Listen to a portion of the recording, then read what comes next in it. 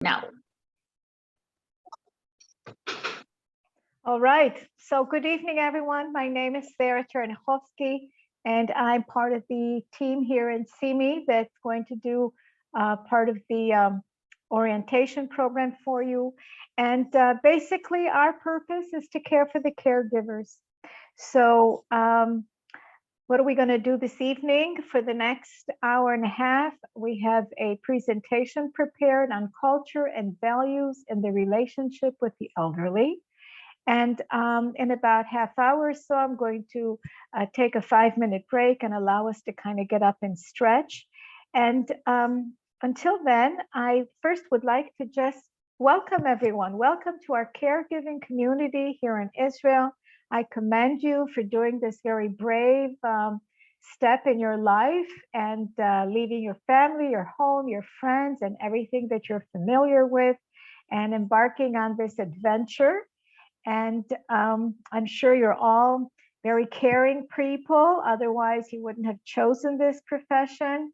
And hopefully that, you know, being part of this group here is going to assist you in the future, because one of our main purposes in doing this kind of an orientation is to allow you to respond and relate to each other, and perhaps form a professional support group for each other.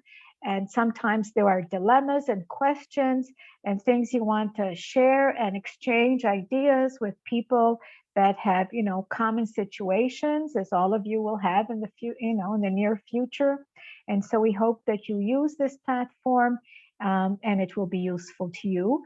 And we are part of this platform. Anat and I and the rest of the team here in CME are here for you to answer questions and perhaps solve problems, issues, discuss dilemmas, and so on. So let's begin. I want to talk today about culture and values in the relationship with the elderly patient. So I think basic values in caregiving work, I think we all have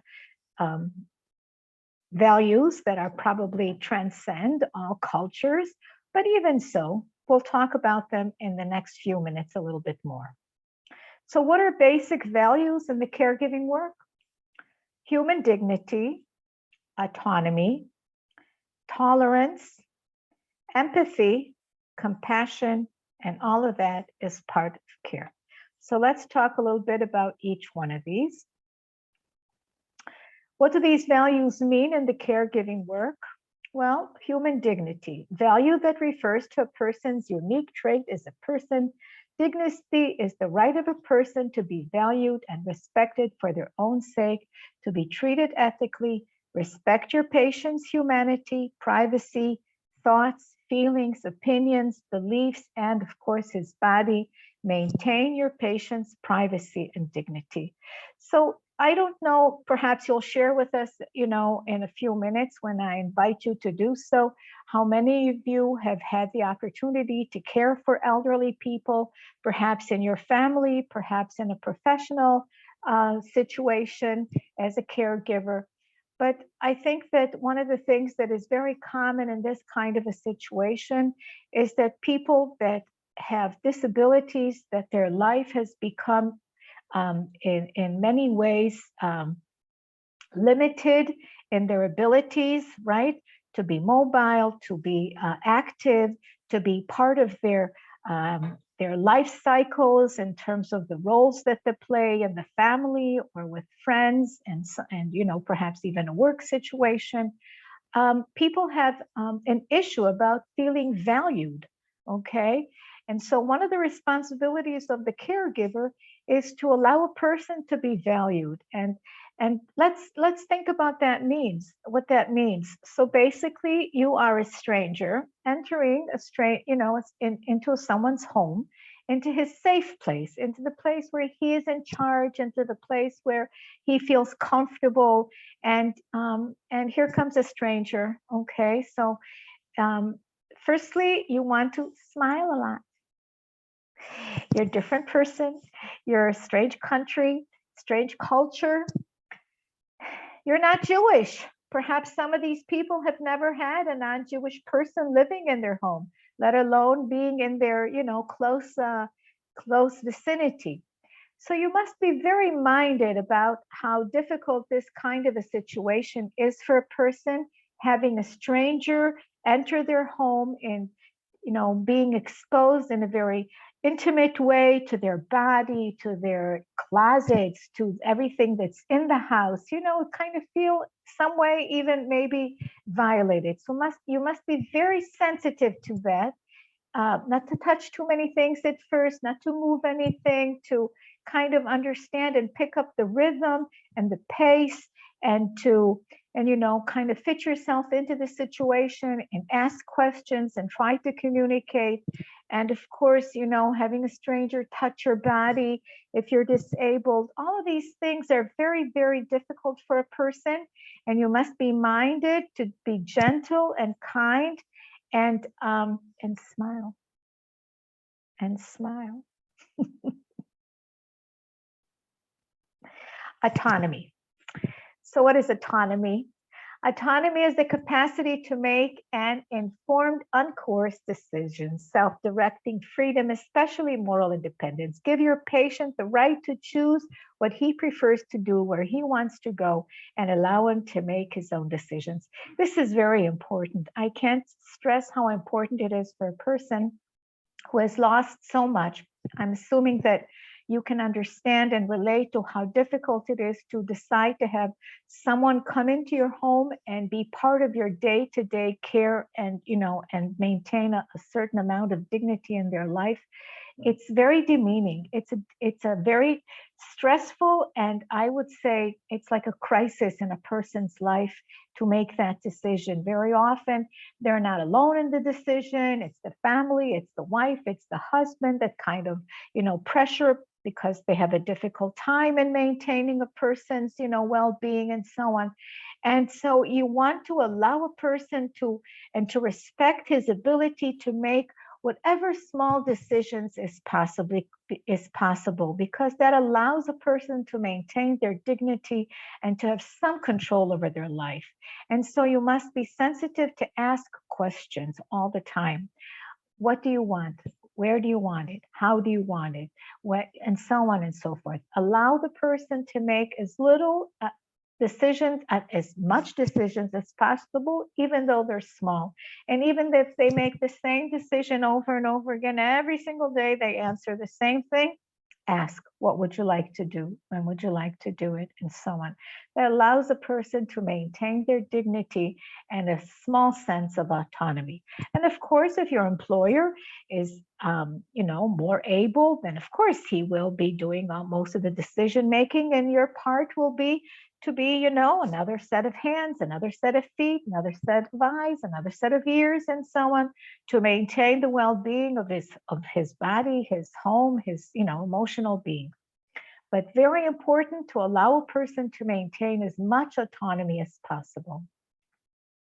Tolerance, okay? Toleration is allowing and permitting or accepting an action, idea, object, or person which one can sometimes dislike or disagree with. Be tolerant to your patient and give yourself time to get to know each other, even if you don't agree with him. Sometimes always respect him. And in this case, your employer may not be just one person. It may be perhaps a couple. Perhaps there's, family involved. Israeli people, Jewish people are usually very family oriented. And I think Filipino people are also very family oriented. They, and they care for each other, and they perhaps will split the responsibility. Perhaps one person will be in charge of financial things, another may be in charge of health things, and so on. You must be tolerant, and that means not making judgments, allowing people to, express what they think, what they feel. Your employer, if you don't agree, you don't agree. And we all have prejudices, right? We all have preconceived notions about how old people are, how Jewish people are, how young people are, how Filipinos are, how Christians are, how Jews are. Perhaps you've already heard some things about, where you're going to be and what you're going to be doing.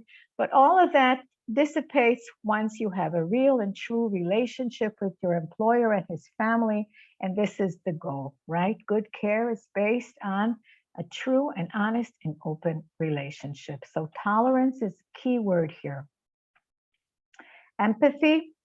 Empathy is the capacity to understand or feel what another person is experiencing from within his frame of reference. That is the capacity to place oneself in another's position. Definition of empathy encompasses a broad range of emotions, emotional states. Try to empathize with your patient's physical and emotional condition. Well, we can try to empathize. If we don't know a person, it makes it almost impossible to do that. If you know his medical record, you may be aware of if he's in pain, if he's in stress, if he's in discomfort, and so on. But the key, again, is having a relationship and knowing your employer and his family and everything about him. And this is a process that you must be minded to, to take on to yourself, to ask questions. You're walking around the house, look at the pictures, look at the books, ask them to tell you stories, ask to see family albums, find out who are the important people in their life, what were their accomplishments, what were their disappointments. Israel is a country of immigrants. Most people came from another country, so the experience of being new and being a stranger in a different country is something that you could probably share with them. And you can't really be empathetic to a person unless you know his emotional and psychological state. And this is the process that, will be part of your job to learn to be a good caregiver, right? These are the tools in our toolbox as professional caregivers, our personality and our ability to be minded of the needs and the situation that is part of our employer's life. Compassion. Compassion is a very important word. Sympathetic pity and concern for the suffering or misfortune of others. Compassion motivates people to go out of their way to help physical, mental, and emotional pains of another and themselves. Well, I assume that if you chose this line of work, that you already know about yourself, that you have quite a bit of compassion. Otherwise, you wouldn't have chosen this line of work. We're not technicians, we're not bus drivers. We take care of people, and compassion and concern for the suffering of others is part of our job, part of our toolbox, part of our personality that we can employ, right, in order to be better caregivers. And I think it's very important that we try to be compassionate also towards ourselves, because we are in a difficult situation, all of us as caregivers. And it's a process, and people make mistakes, and it's a really high learning curve to learn the language and the culture and the needs of your employer and all of the family and the situation around it. And perhaps, there are other expectations that we can talk about a little later also, from what your job will entail. Sometimes people have enormous expectations from just one person. Perhaps several people filled all of the jobs that they expect this one caregiver to be. Perhaps a spouse, not to be lonely, perhaps a gardener, perhaps a driver, perhaps a cleaner, a cooker, all the things that perhaps many people did in the past and now they can't do themselves. And so they have an enormous amount of expectations, some of them realistic, and very often not all of them are realistic, obviously. So again, being compassionate and sympathetic is part of the beginning experience of learning and finding out who our employer is and how we can do a good job in caring for him. And that is what we want to do. What is care? Care is the provision of what is necessary for the health, welfare, and maintenance and protection of someone and something. And this is very important that we understand that the family is giving us, a stranger, the responsibility of caring for someone, right? In so many different aspects, caring for him and his property and his, and his medical condition and his household and his, and obviously his dietary needs and everything else. And that is a very big responsibility. And of course, it involves having trust, and we definitely don't want to lose our employer's trust. So again, it's a process, and we need to be very mindful, okay, of how we approach all of these different aspects. So I invite you, if you care to join in a discussion and perhaps ask questions about issues that I've raised, up until now, and what, in your opinion, is the most important value in caregiving work? Are there any values that you believe are important in caregiving work? The floor is yours, people. I invite you to participate.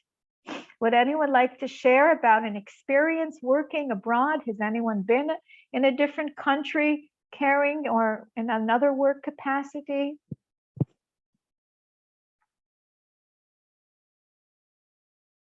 Anyone at all? We're a large group today. Someone must want to ask a question or share an experience.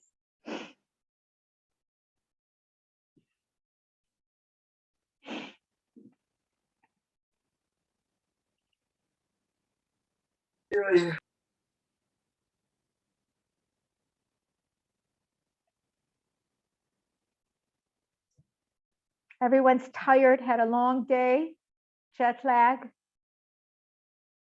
Okay. I was about to say patience is also it has something to do with compassion. So I think that's one of the values that's very pertinent that we should possess as caregivers, because it entails a lot of patience to take care of patients, especially elderlies, or in general, taking care of these people. It entails a lot of patience. So yeah. Thank you. That's what I want to add on. Sagayo, your name? Sagayo? My name is Dusty.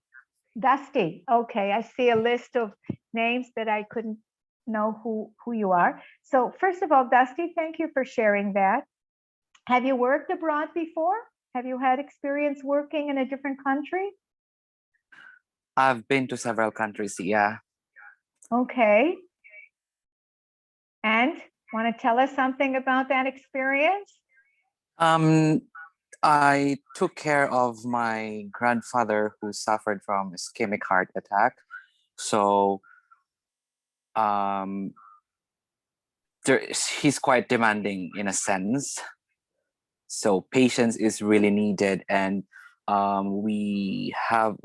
just have to just listen and understand and be compassionate to what he's coming from, because I don't know what's the reason why was he in that situation. Therefore, it's very important for me to understand him, to be compassionate, and have all the patience that I need for him. I mean, for me to be able to assist him with his daily task or daily routine. Okay. So yes, very often people become, angry or sad, or, it's a state of loss. People, don't like to be disabled, to have help around. Sometimes it's very stressful in spite of the fact that they need it, especially, when there's an adjustment period, so this is the beginning of this kind of a relationship. I have to say two things. First of all, perseverance, in my opinion, is also a very important value and trait that is necessary for caregivers, because there are many challenges, especially in the beginning. And if you're familiar with taking care of someone in your own family and your own culture, then you can have some kind of a clue as to try to understand what is going on in his mind. But very often, if you're working in a different culture, in a different, kind of a language or whatever, it's so much more difficult to understand what brings on all kinds of behaviors and emotions and so on. And so you must be minded about that. And the other thing I want to tell, for you to think about is that this is a very different role that you've played before, and also that perhaps your employer has had. So we all know how to behave towards family, and friends, cousins, neighbors, sons, daughters, grandfathers, and so on. But caregiver that lives in your home is such a different kind of a situation. Is he a guest? Is he my employer? It's when you work in a regular job, of course it's demanding. There are people you like, there are chores, activities that you have to do that you like, that you don't like.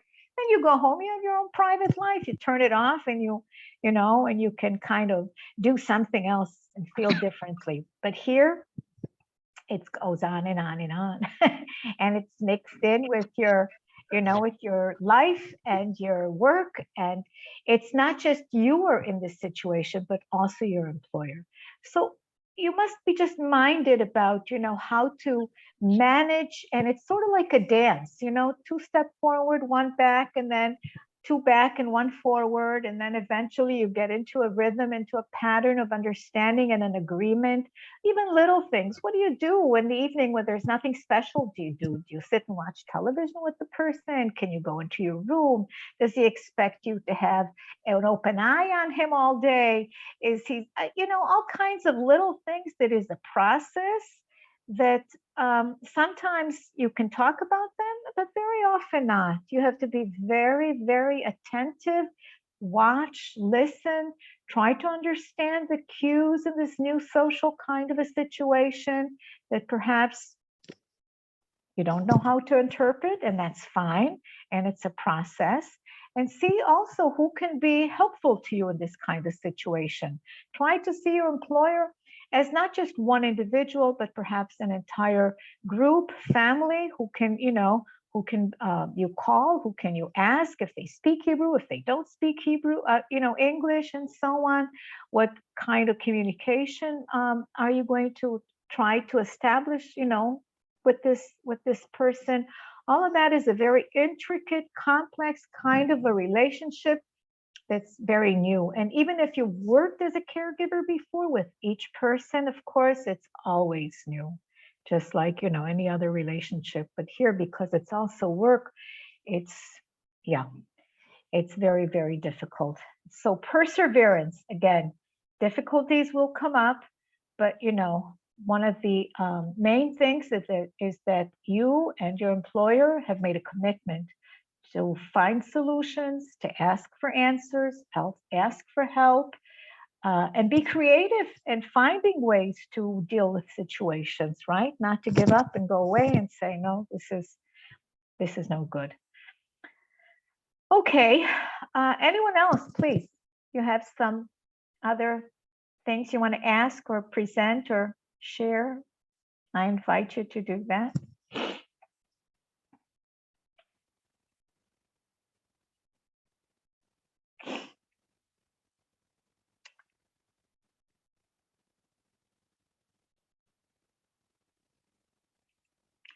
This is in between time, people. It's left everybody at home and not yet at work. There's something good about this. Take advantage, rest, concentrate on getting your energies back. In between time is good.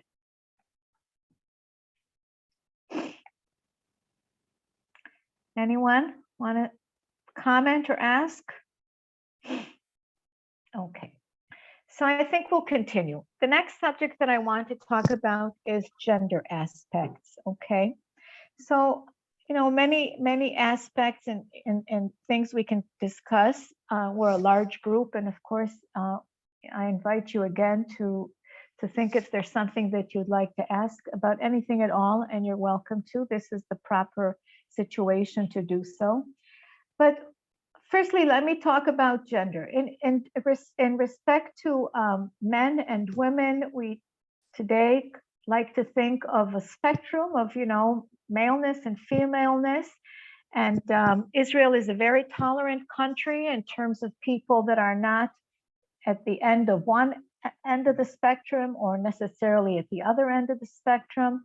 And you'll find that very tolerant for all kinds of gender issues here in the Israeli community. But I'm assuming that your employers will be more, how should I say it, old-fashioned and conservative in their ways of thinking. And so I would suggest that, you know, gender issues will be raised at, you know, not in the beginning, but perhaps in a continuum of time. I also want to say that in terms of gender aspects, sometimes when you are caring for someone of the opposite sex, or there is someone of your, you know, the opposite sex in the family that you're caring for, there could be situations where you may be taken, you know, try to be taken advantage of because of different types of situations. The fact that you're young and you're good looking and you're healthy and you're energetic and you're also gentle and touching your employer in an intimate way, in a gentle way, in bathing, washing, cleaning kind of situations, sometimes can provoke people in an inappropriate way, okay? And they may approach you sexually where it's totally inappropriate. And I just want to put it out there that it's not something that needs to be tolerated. It's not something that's part of your work, and that you must be able to look a person in the eye and say, no, but the fact that I'm nice and kind and softly spoken and I touch you in a gentle way does not mean anything else except that I'm doing my job well. And you should be able to, you know, to find ways to deal if you are approached inappropriately, okay? Sometimes it could be from your employer himself. People sometimes don't understand properly, or perhaps a husband or a wife and so on. So don't be left alone with it. This is a situation that must be dealt with promptly and properly, okay? Few facts about gender in care work. Although most of the caregivers are women, there are also many men who are caregivers, especially when a man needs to be cared for. Some of the female caregivers provide care for a man or live in the home where a man may live. And some of the male caregivers provide care for a woman or live in a home where a woman may live. Although women usually take care of children, adults, parents, spouses, and other family members, there are also men who have these abilities. Women naturally have the ability to care for others with empathy, compassion, concern, and love. But men can also have good caregiving abilities, and some men like to take care of the families and work in the care field. Your caregiving qualities are an asset. Be proud of them and use your caregiving abilities to provide good quality care. I just want to emphasize that not everyone can do this kind of a job that, you know, that you're going to do, obviously. This is a difficult time in a life that you're, you know, you're going to be accompanying someone perhaps to the end of their life. And not everyone can do this, to deal with a person's body, his needs, his disabilities, his emotional situation, his psychological issues. And very often, you know, if you're caring for someone and in spite of the fact that they need your help and are desperate, you know, to have assistance, sometimes emotional negative feelings can also be accompanied by this, feeling jealousy or anger or, you know, or stress because you're doing something better. Oh, she smiles at him. She doesn't smile at me anymore. She's cooking better. She's cleaning nicer. She sings, you know, he hasn't smiled at me for so long. All kinds of issues can come up between couples or in family members that, you know, that may surprise. Hopefully they're all will be positive ones, but also sometimes negative emotions can arise as well.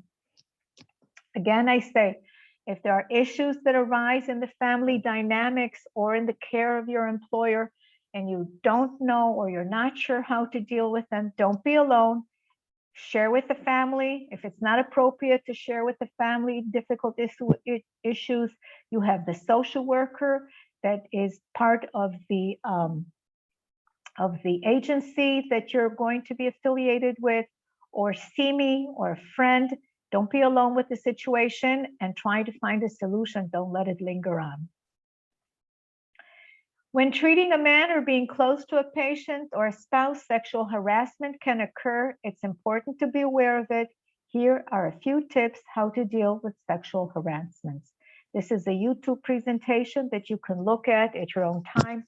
And again, it doesn't necessarily have to happen, but we like to bring up the issue so that it's out there, so that so that you don't have to feel embarrassed or alone, because these things can happen.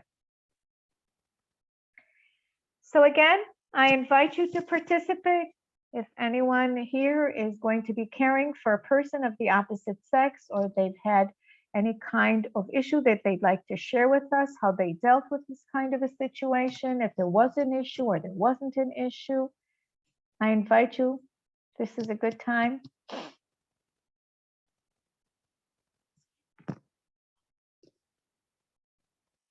And of course, in each culture, we relate differently to these kind of issues.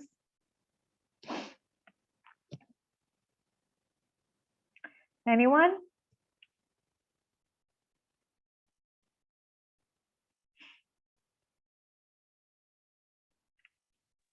Is anyone got to take care of a patient from, sorry about my cat, from the other sex, from other gender?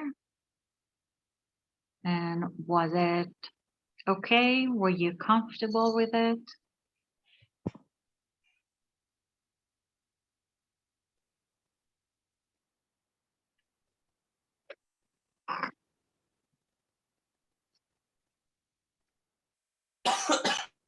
Are you worried?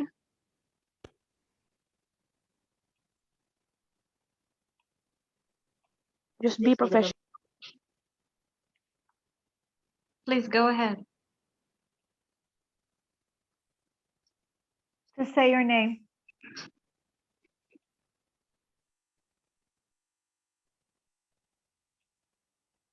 Well, I guess none of us have worked with a patient who's with the opposite sex. Most of us, I believe, worked with man in a man and a female to a female patient. So it's something that I mean, if anybody here is working with a man and she's a woman, then I guess this is a good insight for us to prepare ourselves of the possibility that can occur while taking care of these patients. Do you know who you're going to be caring for, Dusty? Oh, yes. Actually, we already had a talk earlier, or a video call via WhatsApp, so I was able to speak to him. So you're going to be caring for a man. He lives alone? Yes, he does. He lives in an apartment and he lives alone. In what city? That would be in Central, in Givat Shmuel. Givat Shmuel. Oh, Yep. Good. That's a very nice area. Okay, very good. So Good to does hear. anyone? Yeah, very nice. You're going to enjoy it. And does anyone have an experience that perhaps they'd like to share how they dealt with it? I'm sure we're a very large group. Perhaps someone has had experience working and caring for someone of the opposite sex. Anyone? And if not, how do you feel about the possibility that you will work for the opposite sex? Could happen. Yeah.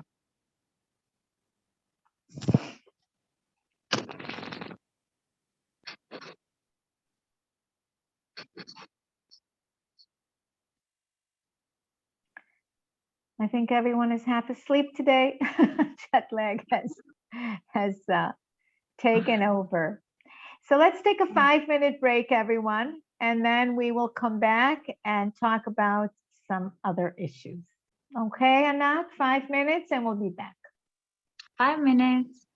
Hi. Hello. Hello.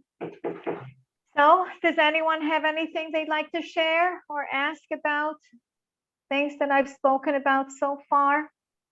You're welcome to share or ask. Okay. Talking about culture. Talking about, oh, Anna Rose. Okay. Yes, ma'am. Hi. Hello. As a caregiver before, I have a patient. He is a man. And as a caregiver, it is not harder for me as long as I work professionally and correctly. And as long as the patient also understand what you do, and you always tell him you will do this before you perform. Okay. You will make sure first that he understands you as you before you touch him. Okay, that's a very important tip, not just for men, but also for anyone. I always like it when I go to the dentist, when he tells me, okay, now I'm going to put this in your mouth. Now I'm going to do this. Now I'm going to, show you that. Yes, it always calms and relaxes the person when they know that someone else has to touch them and, in some way, interfere in their own personal space. And so thank you. That's very, very important to know. Yes, ma'am, it is very important. If you're a man or a woman, yes, it's always nice to say, we're going to do this, to know what to expect and how you're going to do it and so on. And also to ask a person to respond. Does it feel good? Do you like this? You don't like it? And so on, to interact on the situation. It helps relieve stress. Thank you. That's a very important thing to tell us all. Okay. You're welcome, ma'am. Anyone else like to share something about caring and, doing a professional job?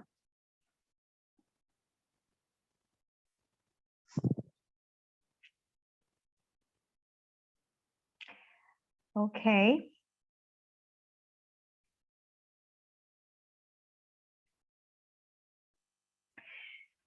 So let's talk a little bit more about culture. Intercultural differences are differences in traditions, food, norms, beliefs, values, which vary between nations, people, ethnic groups, and speakers of different languages. Every culture has its own way of expressing itself. Every culture has its own ways of defining conflict, passing messages, resolving conflict, and talking about it. Every culture has its own ways to express emotions and to talk about it. Well, I'll just say one thing about expressing emotions. So firstly, Israelis and Israel in general is a country of immigrants. And I said this before, but people in Israel, you'll find are very, very varied cultures. People that have immigrated from all continents of the world, all countries of the world, probably Asia, Africa, America, South and North, and so on. And so it's very difficult to say one thing that's true for all. But I will say that we are in the Middle East. So I don't know if any of you have traveled in the Middle East before, but basically people are loud. They're very direct. They speak in a loud tone. They use a lot of body language, a lot of facial expressions, hand gestures. And it takes a while to get used to it. Sometimes it can be interpreted for being maybe too aggressive, or, sometimes you feel being attacked. Not necessarily. You'll learn how people interact in the family that you're at. If they scream and yell, okay, doesn't necessarily mean that this might be the way they discuss things. Very often people do that in Israel, scream and yell at each other and then, continue on. In every culture, I think people have a difficult time of expressing emotion, to strangers. So it takes time, right, to understand what the cues are. You must be minded also about how, okay, I'll say this. When people have limited abilities in terms of, perhaps cognition, mental issues that have become more difficult, reading, writing, and hearing perhaps loss, and also mobile abilities have become more difficult, and so on. And so it's very important that you find out very early what makes your employer feel comfortable, okay, and safe. And I want to stress the fact that the basic senses are very important to know how to implement them in order to, I won't say to manipulate, but to assist your employer in cooperating and in feeling calm and relaxed and so on.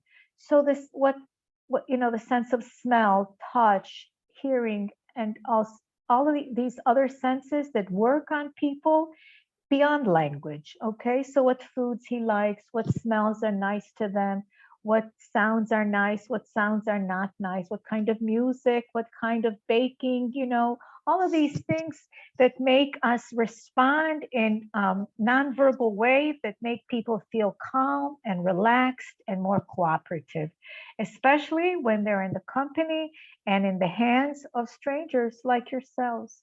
So I'm assuming that most of the employers are on a declining path in health and in function.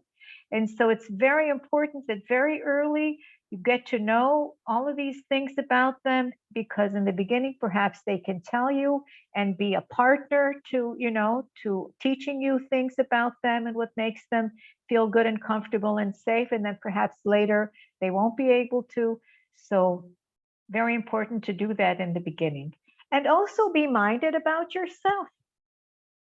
Maybe some of the smells and some of the sounds and some of the things that that are about you, your employer may find offensive. So ask questions, okay? Perhaps they're not used to your spices, not used to your routine, not used to many things. So ask questions all the time. Ask and learn, and it's okay to make mistakes. I want to tell you something about Israel in general. Most homes in Israel have solar heaters, okay, on the roof of the home. Perhaps you'll see that later when you're traveling around the country. And people try to minimize the use of electricity for heating water and for heating homes. And we're approaching winter. Winter is already here. And so, people sometimes, I won't say stingy, but they like to save. So you must try to understand what the routine is and ask, when is it appropriate to take your shower, to heat your room, what your needs are and so on. And be mindful that these sometimes can be issues when you have a younger person living in your home, change of routine and so on and so forth. Doesn't mean that you don't need to bathe or be cold. I'm just saying that it's something that needs to be discussed openly, okay, in terms of your own needs and so on. And certain things are a matter of culture as well, okay? Some people, when there's hot water, bathe more, and when there isn't, bathe less. It's an issue, and I just want to put it out there so that you're aware of it. What else? Culture, yes, it's Hebrew. That's the language that you have to be, making an effort to learn 5 words every day. And I'm going to teach you something right now that's going to be very helpful. All right, everybody, open your camera and please look at me. Okay. Now, we cup our fingers together like this. All right. And we wave our hand up and down and we say, rega, rega, rega, smiling. All right. Has anyone been exposed to this kind of a gesture? It means a moment, please. Rega, rega, rega. All right. So if you smile and you say rega, rega, if you're running after a bus or anywhere else, you need to someone's attention and patience. That usually does the trick. So you're on a high learning curve, and 5 words a day, I highly recommend it. Got to learn the language. How to adjust to a new culture. Be patient with yourself and give yourself time. It's important to keep your culture and customs and traditions if you want to, of course. And a few tips about adjusting to a new culture is on this video, on this YouTube presentation. You're invited to look at it. Hey, listen, everybody, it's holiday time. Christmas is just around the corner in a day or two for all of you, and New Year's as well.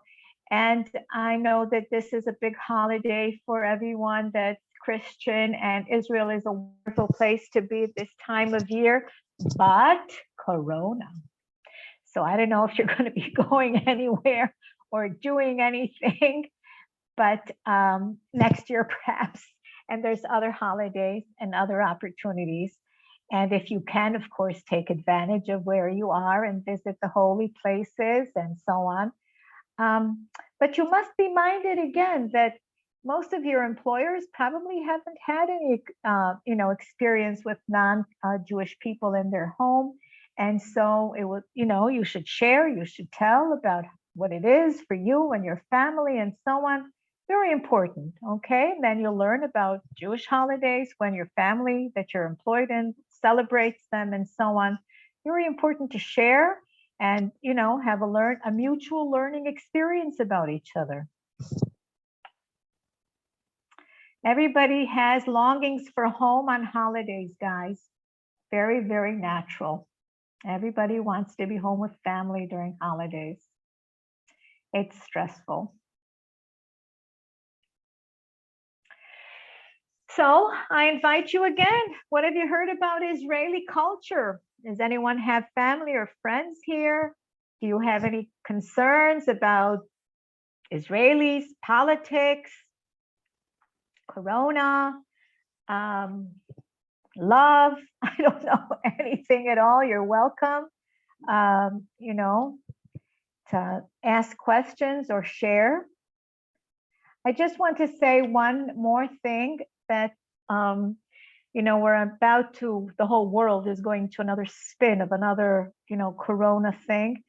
And you'll have to get all the information and what's appropriate and not appropriate, if you can go or not go somewhere, using public transportation or not.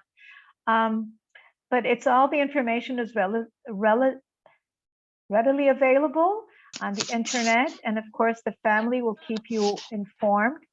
And I want to encourage you, everybody's life has become so much more on the web, on the screens, on the internet. And perhaps your employer and his family, if they're elder people, perhaps they're not so used to using the internet as a tool for communication with friends, family, and cultural and all other activities in life. So be proactive in trying to assist them to reconnect. The Corona has had such an incredible toll on people that are disabled, on elderly people, more isolated, more introverted, more depressed because of, being afraid to go out, to even, contact with family, friends, and of course, strangers. So try to be proactive in assisting your employer to, to use this kind of media, just like you connect with your family and friends and activities and so on. Try to make it a bigger part in their life. And I'm sure that this will be an added skill that you can, enhance their quality of life. All right, I invite you to share anything and everything.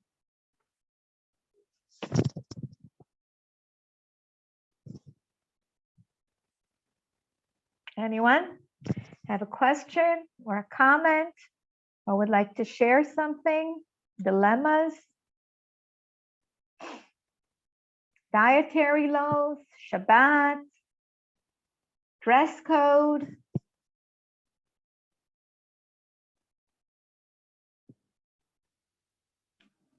Question. Please. Yeah, about the dress code. Is it not necessarily that you're going to wear sando instead of t-shirt? Where what? I didn't understand. Um, what is it acceptable for the Israeli or other religious people here in Israel that you are going to wear sando? What is sando? Short sleeve. Oh, short sleeves. Oh, okay. Sleeveless, sleeveless. Sleeveless. Yes, sleeveless. Ah, Yeah. okay. Sleeveless. Yes. I learned a new word, sando. Well, you know, I will say this. There is no one answer for everyone. If you're living in a warm country with warm weather most of the year, you want to be comfortable. On the other hand, if the family that you are working for are more conservative and so on, and they find it inappropriate, then you'll know very quickly what's appropriate for them and what is less appropriate. And it also depends on where you're going to be working. If you're going to be working in a city like Jerusalem or Bnei Brak or perhaps another very religious community, you'll feel uncomfortable being, not properly covered. But if you're working in a city like Eilat or Tel Aviv, perhaps in the summer, then you'd probably feel, comfortable. There's no one answer, but you must already know that in Israel, culture issues are very varied, right? There are so many different people, and people do have issues about dress code. So that's one of the things that you must, kind of try to see what is appropriate in the family and in the community that you are going to be working at. And of course, your day off, you do what you want. But I lived for many years in Jerusalem, and I have to tell you that my dress code has changed. It's, I'm an elder lady, and it's not like I expose myself more, but I'm just saying that, there are different dress codes in different cities. Now I live in Tel Aviv, and yeah, I dress differently, I have to say. I do want to say something about the kitchen, okay, and about food. So basically, most people, are sensitive about their kitchen, and this is a big part of any household. And you must be tolerant in terms of people's attitude. And very often, having a stranger, a non-Jewish person in the kitchen can be something that people will be touchy about. So if they ask you not to put your food in there, or, what are you eating, or, asking all kinds of questions, or telling you not to touch things and so on, it's, don't be offended. It's a process that they will gain your trust everywhere and everything in their home and in their, in their space and so on, in their body. But it is a process, and the kitchen is a very special place for many people, for everyone, So until they trust that you know how to do things the way they like it to be done, meat or milk, or where to put things, or what not to bring into the home if they have issues about food and so on. So be respectful and mindful and on a learning curve, okay? Same with dress code, same with any other kind of, rules and regulations that the family in particular is, lives by these guidelines, and everybody's different. Okay, I hope I related to your question. Anyone else have other questions or things they want to share?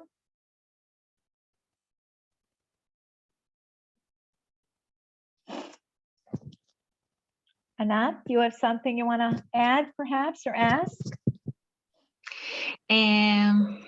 No, I will leave it for you guys for now. Because we did discuss about some things earlier today.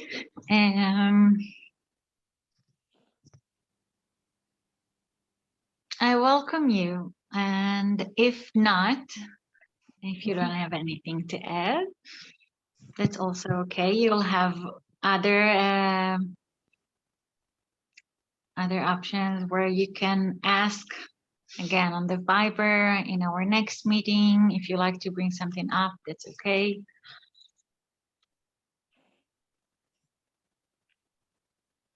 All right, guys, everyone's tired, had a long day.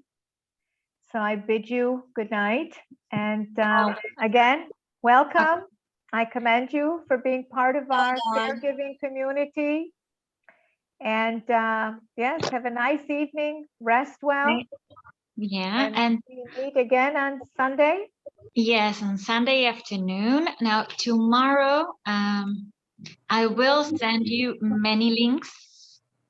I told you earlier today, it will be about rights and obligations and some links for Shabbat.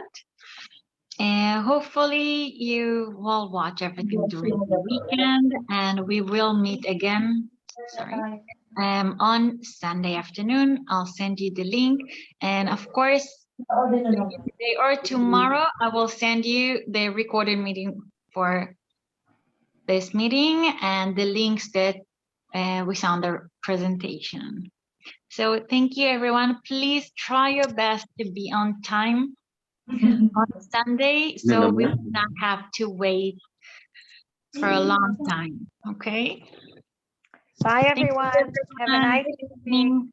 Have a nice Thank you. weekend and Thank you po, Merry ma'am. Thank Christmas. you. Thank you, ma'am. Thank you. Thank you, ma'am. Yes, Lord. Laila Tov. Bye bye. Laila Tov, Erev Tov. Erev Belehitlaot. Tov. Rega, rega, rega. Rega, rega, rega.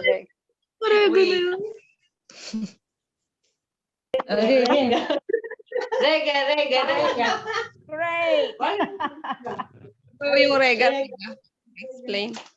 Eugene, yung bus kahit rega. Bye.